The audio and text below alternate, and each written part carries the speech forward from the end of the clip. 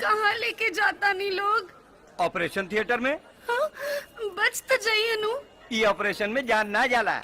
लेकिन जहर में ऑपरेशन? जहर दुकान में मिलेला, हॉस्पिटल में ना। पहले दुकान पे जाकर जहर ली, ओकरा के पी, फिर हॉस्पिटल आई।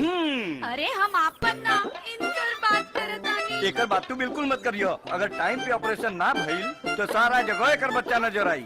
बच्चा?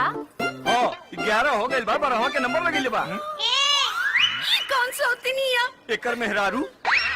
एक बार नसबंदी हो जाए तो सब बात खत्म। तब हमार का हुए? सब सही वही भूल गए ना, हमके बचा ला। ए, हिलिए मत, ना तो नस के साथ साथ कुछ और ही काट दे। भूल गए ना, खाली जहर खाए के नाटक कैले रही है। बचा ला, भूल गए ना।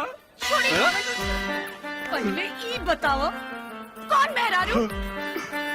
तू और के